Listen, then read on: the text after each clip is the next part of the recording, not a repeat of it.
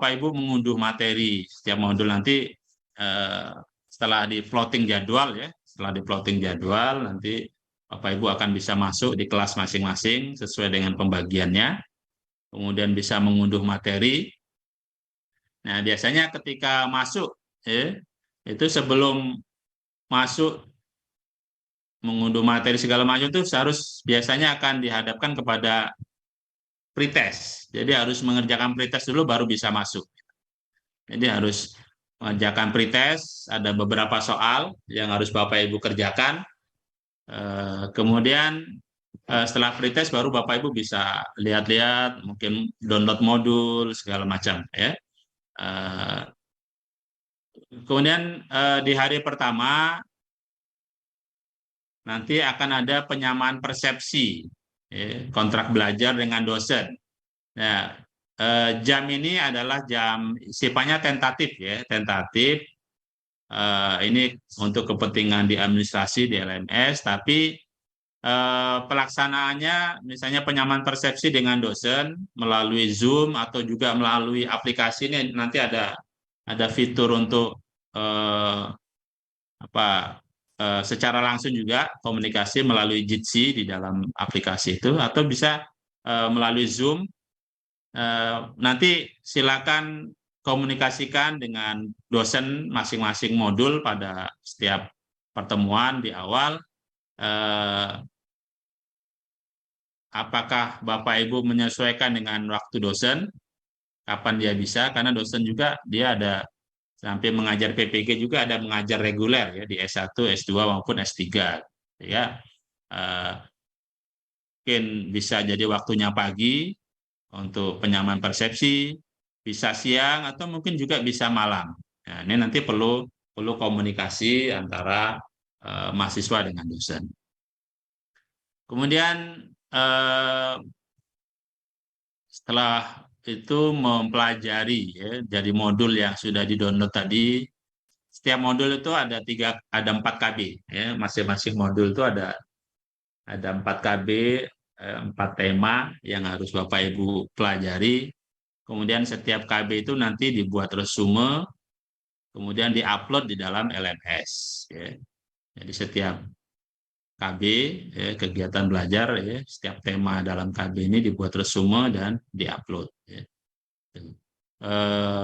Ya mekanismenya nanti bisa di hari pertama khusus resume misalnya,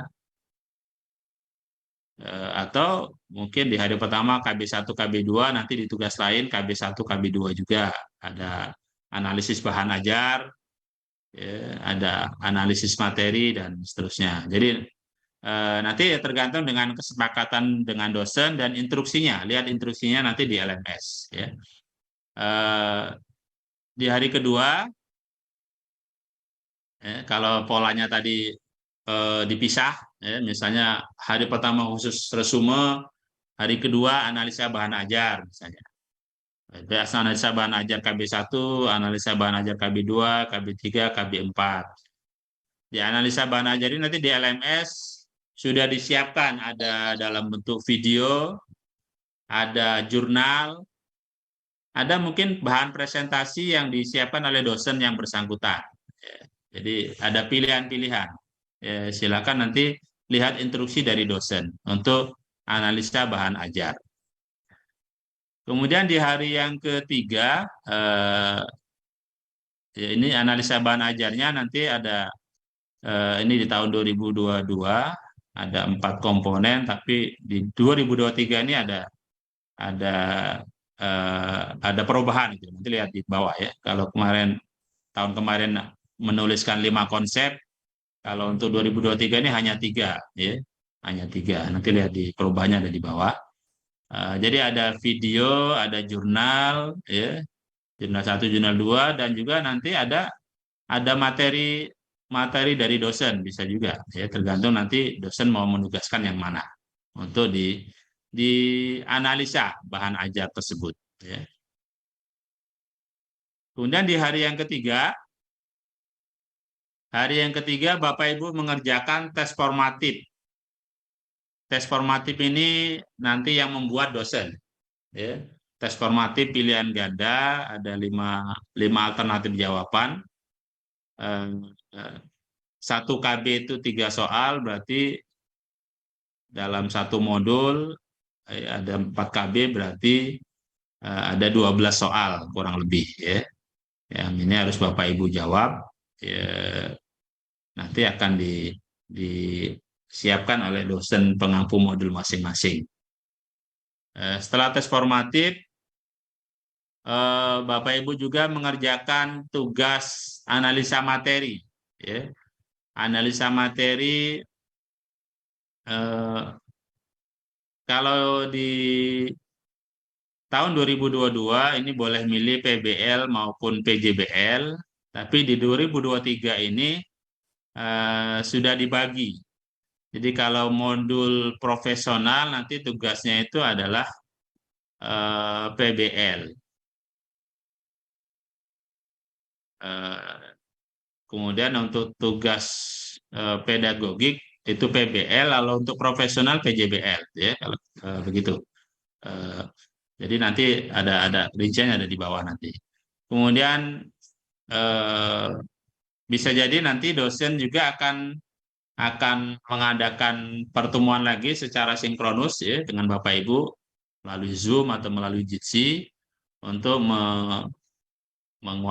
mendiskusikan, mematangkan penguasaan materi. Kalau ada kesulitan-kesulitan yang belum dipahami dari si modul, bisa didiskusikan di hari ketiga itu.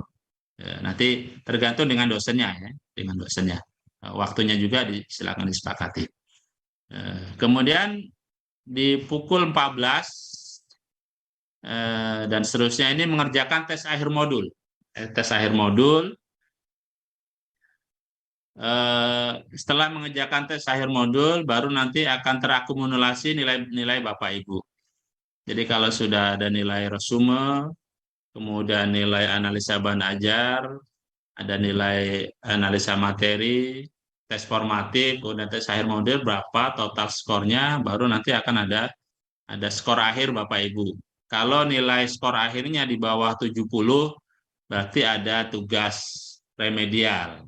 Tugas remedialnya nanti juga ada di LMS, apa yang diperintahkan di situ. Tergantung dengan rentang skornya. Ya, semakin jauh rentang skor perolehan Bapak Ibu dari 70 itu, ya tugasnya mungkin akan semakin lebih berat, gitu ya. Itu nanti lihat di LMS. Nah, ini tagihan aktivitasnya ya, tagihan aktivitas pretest per modul ya. Ini 1 kali ya. Jadi sekali pretest itu untuk mengerjakan materi yang berhubungan dengan seluruh isi modul ya. Di awal kegiatan. Nah, ini untuk khusus mahasiswa. Soal sudah disiapkan di LMS otomatis ya. Kemudian dalam aktif ini muncul nilai tetapi tidak terakumulasi dalam nilai kelulusan modul karena ini sifatnya adalah nilai pretest. Kemudian respon dosen hanya mereview nilai yang diperoleh mahasiswa sebagai bahan informasi awal pengetahuan yang dimiliki mahasiswa terkait modul tersebut. Jadi setelah melihat nilai Bapak Ibu, dosen juga bisa mereview, tapi nanti tergantung dengan dosennya mereview atau tidak ya hasil jawaban Bapak Ibu. Jadi bisa direview, bisa juga tidak. Kemudian tagihan aktivitas pendalaman materi berikutnya adalah dosen membuat kontrak belajar, ya, mengakomodir seluruh tagihan aktivitas modul selama 3 hari. Jadi di kontrak itu nanti akan tertulis apa yang akan dilakukan Bapak Ibu selama 3 hari. Ya. Kemudian dosen melakukan sinkronus, ya, video conference dengan mahasiswa dalam LMS, ya, baik melalui Jitsi dalam LMS maupun melalui Vicon yang tidak dalam LMS, misalnya dengan Zoom, ya. Tapi diisi di dalam LMS itu ya linknya. Aktivitas ini tidak dilakukan penilaian. Jadi pertemuan dengan dosen secara sinkronus itu hanya untuk komunikasi, silaturahmi, memberikan wawasan, motivasi, ya, tapi tidak ada unsur penilaian di situ. Ya. Berbeda dengan yang tahun 2021 itu diskusi ada nilainya. Tapi untuk yang 2022, 2023 itu tidak dinilai ya diskusi. Kecuali nanti ketika lokakarya ketika lokakarya itu ada nilainya, ya. Nilai diskusi, presentasi, ya, ketika presentasi PTK dan seterusnya. Eh, Kemudian aktivitas pendalaman materi yang berikutnya adalah resume. Resume ini dilakukan penilaian, nanti Bapak Ibu mengupload resume, kemudian akan dinilai oleh dosen jadi setiap KB itu ada tempat khusus tersendiri untuk uploadnya, ya. Jadi jangan tertukar. Jadi tugas resume KB1 harus diupload di KB1. Jangan jangan salah kamar, gitu ya. Jadi ya, Bapak Ibu juga harus belajar bagaimana membuat file yang rapi, ya. File yang rapi dalam eh, membuat file di laptop Bapak Ibu, ya. Supaya tidak tertukar. Ini nanti juga akan berimplikasi kalau Bapak Ibu tidak rapi dalam menyusun file, memberi nama.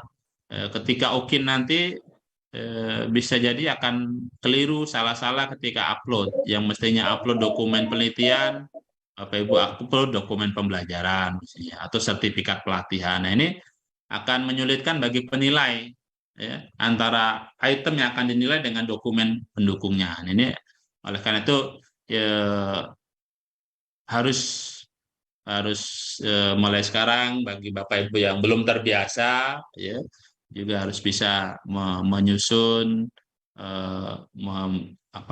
membuat file-file, mengatur file-file di dalam komputer dengan file yang rapi, ya. Foldernya, nama filenya segala macam, sehingga mudah untuk ditemukan, tidak tertukar dan sebagainya. Nah, apa saja yang komponen yang ada dalam resume itu, ya? Jadi dalam resume itu paling tidak meliputi 3 aspek, ya. Pertama, peta konsep, ya. Dari setiap KB yang kita resume, misalnya ada beberapa istilah dan definisi di modul, ya, Pak, yang ada di situ. Kemudian ya, peta konsep ini bisa dalam bentuk seperti ini, ya, skema, bagan atau apapun bentuknya. Yang penting ya kreasi Bapak Ibu, ya. Tidak hanya sekedar copy paste yang ada di modul, ya. Tidak sekedar copy paste yang ada di modul, tapi harus sudah Bapak Ibu olah sendiri, gitu. Eh, apa materi atau yang Bapak Ibu tulis dalam resume juga, ya, jangan copy paste yang ada di modul, tapi sudah Bapak Ibu olah dengan bahasa sendiri. Kemudian aspek yang kedua yang masuk dalam materi resume itu adalah materi bidang studi yang sudah dipahami pada modul. Ya, ya. Baik sulit bagi Bapak Ibu atau mungkin ya sulit bagi siswa kalau Bapak Ibu mengajarkan materi itu. Biasanya apa sih yang perlu, ya, untuk mendapatkan penekanan lebih lanjut untuk dipahami materi-materi itu. Kemudian yang ketiga, daftar materi yang sering mengalami miskonsepsi dalam pembelajaran. Mungkin ada di dalam materi itu ada yang eh, sering muncul miskonsepsi atau salah salah persepsi, salah pemahaman, ya. Sehingga perlu diperjelas, ya. Jadi ada 3 aspek ini, ya, peta konsep, ya, kemudian daftar materi yang sulit dipahami, dan daftar materi yang sering mengalami miskonsepsi, ya. Eh, Nanti apa ada ya, file rubriknya, ya, ya, bisa dilihat, bertanya dengan kawan-kawan yang sebelumnya, gitu. Eh, apa File, bukan file, ya, tabelnya, ya, kalau untuk, tapi itu tidak baku, ya, tidak baku. Bisa Bapak Ibu memodifikasi sendiri, tapi yang jelas intinya 3 aspek ini yang harus muncul di dalam resume. Kemudian untuk analisa bahan ajar, eh, ane- ap- aktivitas yang Bapak lakukan adalah menganalisa bahan ajar yang dilakukan, memilih satu bahan ajar yang tersedia di LMS. satu ini ya nanti lihat, kalau dosennya tidak menentukan, artinya Bapak Ibu bebas memilih apakah video atau artikel atau materi yang disampaikan oleh dosen. Tapi kalau sudah ditentukan oleh dosennya, ya Bapak Ibu harus ikuti instruksi dari dosennya. Misalnya perintahnya menganalisa video, berarti harus video yang Bapak Ibu analisa, jangan yang lain. Sesuai instruksi dari dosen. Maka lihat di LMS-nya. Ya. Nah, apa-apa yang dilakukan, ya, kalau di 2022 ini ada 5. Ada 5 konsep, yang untuk 2023 ini hanya 3. Ya. Nanti lihat perbedaannya. Ya. Kemudian apa saja yang dilakukan, ada hanya tiga aspek, ya. Refleksi, kemudian oke, tulis kelebihan kekurangan, untuk moderasinya, salah tidak itu. Tapi nanti lihat di slide selanjutnya ya perbedaannya. Kemudian tes formatif, ini ada bobot nilainya, yang dibuat oleh dosen pengampu.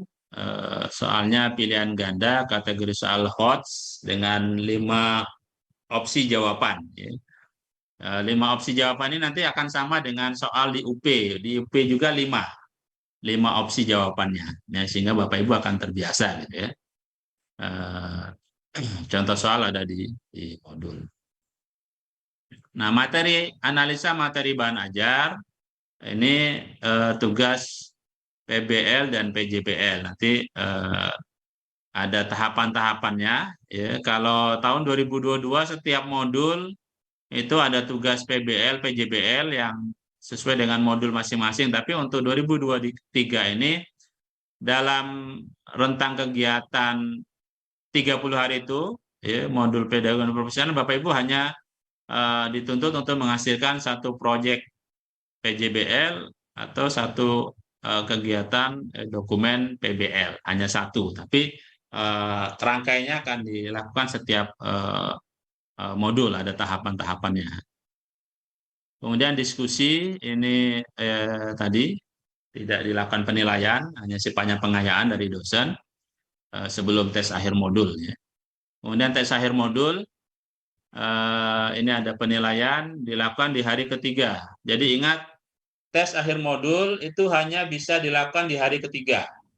Jadi seandainya Bapak Ibu ada kendala sinyal ketika tes akhir modul, misalnya di hari ketiga setiap modul, berarti kalau mulai Senin di hari Rabu siang itu tes akhir modul. Dengar aku tuh. Kalau Bapak Ibu ada kendala sinyal, mati lampu misalnya, mati listrik, sehingga tidak ada sinyal sampai tengah malam misalnya, di hari berikutnya, berarti Bapak Ibu ketinggalan untuk tes akhir modul. Maka tes akhir modul itu akan bisa Bapak Ibu lakukan di hari ketiga modul berikutnya, ya. Hanya bisa dikerjakan di hari ketiga di modul berikutnya. Jadi misalnya di modul kedua nanti Bapak Ibu mengerjakan tes akhir modul kedua, dan juga di modul 1 yang ketinggalan karena aspek yang ya, di luar kendali kita, gitu ya. Itu. Jadi akan bisa mengerjakan tes akhir modul itu. Nah, seluruh rangkaian itu nanti ada bobot penilaian masing-masing, ya. Untuk pretest itu tidak ada nilainya. Nilainya ada, nilai tesnya, tapi tidak masuk dalam komponen penilaian, ya. Tidak masuk dalam komponen penghitungan nilai. Jadi untuk tugas resume itu 20%, analisa bahan ajar 15% bobotnya, tes formatif 10%, analisa materi 35%, tes akhir modul 20%. Jadi yang paling bobotnya paling besar adalah analisa materi, ya, 35%. Kemudian tes akhir modul dengan resume itu sama bobotnya 20%. Analisa 15, tes formatif 20. Kemudian nanti nilai akhir ini akumulasi dari nilai resume, analisa bahan ajar, tes formatif, analisa materi dan tes akhir modul nanti akan muncul secara otomatis di sini, di nilai akhir. Nilai akhir kalau menilai Bapak Ibu di atas 70, ya 70 dan seterusnya, berarti ini nanti Bapak Ibu sudah lulus ya di modul ini. Tapi kalau di bawah 70 nanti ya akan berwarna merah ya, atau apa, nanti ada tanda di situ ya. Dan ada tugas tambahan ya. Ada tugas tambahan yang akan Bapak Ibu lakukan ya. Dan Bapak Ibu bisa mengerjakan tugas tambahan kalau sudah di diaktifkan atau di-on-kan oleh dosennya. Nanti kalau belum diaktifkan, itu diinformasikan ke dosennya. Oke, mungkin itu yang rangkaian kegiatan pendalaman materi yang akan dilakukan. Nah, ini ada perubahan sedikit untuk LMS di 2023 ya. Dari aktivitas itu tagihannya sama, aktivitasnya mulai dari pretest sampai ke tes akhir modul. Hanya bedanya yang pertama ada cek kemiripan tugas, similarity, ya. Tes kemiripan. Jadi di sistem nanti dosen akan bisa mengecek, ya. Ketika Bapak Ibu sudah mengupload tugas, akan bisa dicek tingkat kemiripan dengan tugas temannya, baik yang ada yang sekarang maupun yang tugas-tugas teman yang angkatan 2022, 2021 kan semuanya ada di dalam sistem, tersimpan di LMS, sehingga eh, kemiripannya itu akan bisa terdetek, gitu ya, akan bisa terdetek. Ya. Kalau kemiripannya di atas, kalau tidak salah 50% ya, itu ya, tidak akan dinilai, akan dikembalikan, disuruh perbaiki. Itu. Jadi toleransinya 50%. Ya. Oleh karena itu, usahakan dalam membuat resume memang hasil eh, karya kita sendiri, refleksi kita, bukan copy paste dari teman, apalagi dari file-file teman sebelumnya, ya, kata teman sebelumnya. Ya. Jadi usahakan memang ya, kita berusaha sendiri menulis resume itu berdasarkan pemahaman kita. Termasuk juga tugas PBL dan PJBL itu ada tes tes kemiripannya. Nah, ini bedanya di tahun 2022 dengan 2023. Dan untuk analisa bahan ajar kalau 2022 tadi menulis 5 konsep, melakukan evaluasi, menulis kelebihan kekurangan, kaitkan isi bahan ajar dengan moderasi beragama. Tapi untuk LMS sekarang 2023 hanya 3 tugasnya. Tulis minimal 3 konsep, deskripsinya, lakukan kontekstualisasi atas pemaparan materi, artinya materi yang ada itu kita analisis kontekstualnya, ya, kesesuaiannya atau ya, ketidaksesuaiannya dengan realitas yang terjadi di masyarakat, ya, bagaimana. Ya. Kemudian refleksi hasil kontekstualisasi materi ajar dalam pembelajaran bermakna. Ya. Ya, jadi setelah kita lihat materinya, kita kontekstualisasi bagaimana di masyarakat seharusnya materi. Kemudian refleksi kita bagaimana yang sebaiknya ya dalam penyampaian materi itu dalam pembelajaran misalnya dan sebagainya. Jadi lebih ya hanya 3, tidak dikaitkan dengan moderasi ya. Itu. Kemudian untuk profesional ini tugasnya adalah PBL. Jadi dari 6 modul itu, eh, jadi masing-masing Bapak Ibu nanti menyiapkan apa dokumen PBL untuk materi profesional. Berarti di 6 modul itu, kalau tahun kemarin setiap modul 1 PBL. Tapi kalau ini dalam 6 modul profesional itu 1 tugas PBL. Tapi eh, tahapannya di modul 1 itu hanya identifikasi masalah, ya. Identifikasi masalah. Nanti di modul kedua eksplorasi penyebab masalah, literatur dan realitas review gitu ya. Kemudian di modul ketiga eksplorasi penyebab masalah ya.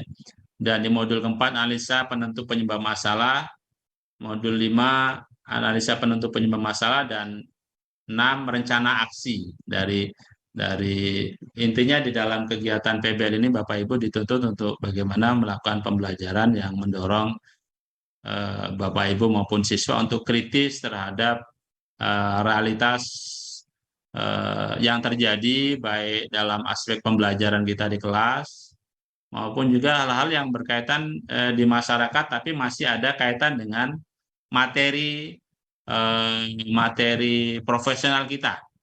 Kalau yang dari PAI mungkin ada kaitannya dengan modul Al-Quran Hadis, mungkin ada kaitannya dengan modul fikih, atau bisa modul akidah akhlak dan sebagainya. Atau kalau yang madrasah sesuai dengan mapel masing-masing. Ya.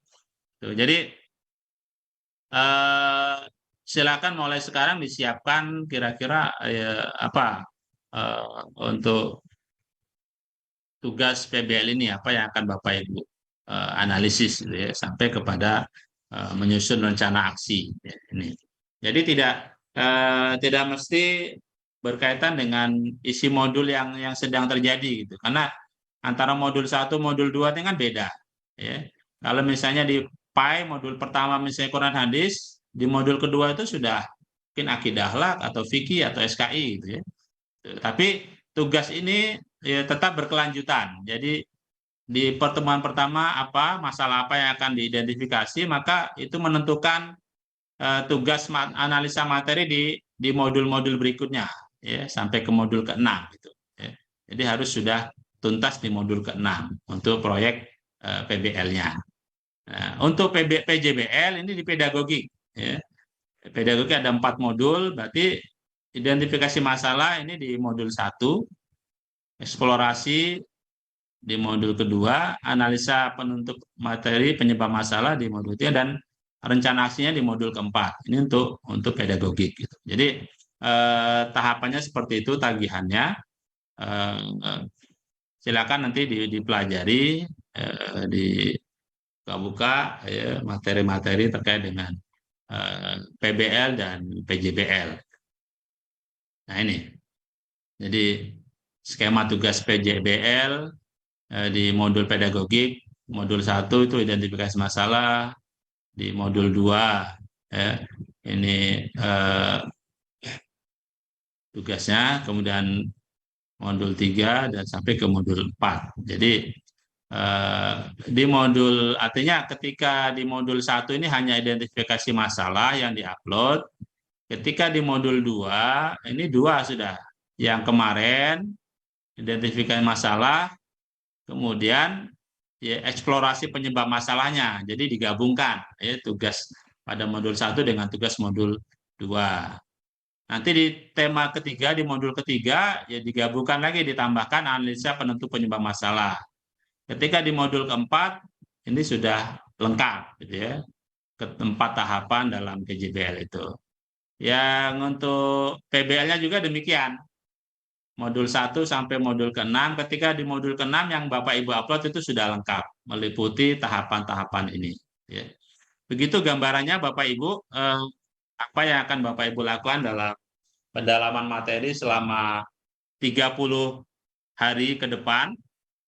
Ya, tugasnya cukup banyak gitu ya, tapi ya kami berharap Bapak Ibu bisa melakukan semua itu dengan eh, enjoy gitu ya, serius tapi santai, tidak perlu stres ya. Silakan ya bisa berkomunikasi dengan teman, diskusi segala macam, tapi ingat tadi jangan jangan copy paste ya. Teman susah-susah mengerjakan, terus kita hanya minta saja, terus itu juga yang diupload. Ya. Nah, itu jangan sampai karena akan terdeteksi. Atau ada juga sebagian pengalaman masa lampau itu yang copy paste saja dari isi modul, di copy pastekan di situ. Nah itu juga akan muncul ya, similarity-nya. Jadi ya, silakan Bapak Ibu mencermati tugas-tugas yang ada. Ya, pokoknya seluruh tagihan setiap modul itu harus Bapak Ibu penuhi, ya. Kami baik dari pengelola maupun dosen ya tidak mau tahu eh, bagaimana caranya. Yang penting di LMS itu tugas-tugas itu terpenuhi, ya. Nah, kalau ada tugas yang Bapak Ibu upload maka bisa dinilai. Kalau tidak ada tugas yang diupload maka dosen juga tidak akan bisa menilai. Demikian mungkin penjelasan eh, dari saya terkait dengan mekanisme pelaksanaan PPG dalam jabatan, ya, secara umum tadi, kemudian khusus untuk pendalaman materi. Karena nanti ketika lokakarya kita juga nanti akan ada refreshment lagi, ya, refreshment apa-apa yang akan dilakukan ketika lokakarya. Jadi ini khusus untuk pendalaman materi dulu, dipahami, dicermati, dan supaya Bapak Ibu bisa siap untuk mengikuti perkuliahan. Jadi ingat, mulai tanggal 15 eh, Mei kita sudah masuk kepada modul 1. Modul 1 setiap kelas belum tentu sama, gitu ya. Jadi 10 modul tadi akan dipilah modul pedagogik dengan modul profesional. Mungkin di kelas A misalnya modul profesional dulu yang dimulai. Di kelas B mungkin pedagogik dulu. Pedagogi juga urutannya tidak mesti sama gitu. Mungkin masalah pengembangan profesi dulu atau mungkin teori belajar dulu. Itu nanti tergantung dengan plotting yang akan dilakukan oleh admin. Juga tergantung dengan jadwal dosen masing-masing gitu. Demikian, lebih dan kurang mohon maaf. Saya akhiri bila taufiq wal hidayah. Wassalamualaikum warahmatullahi wabarakatuh.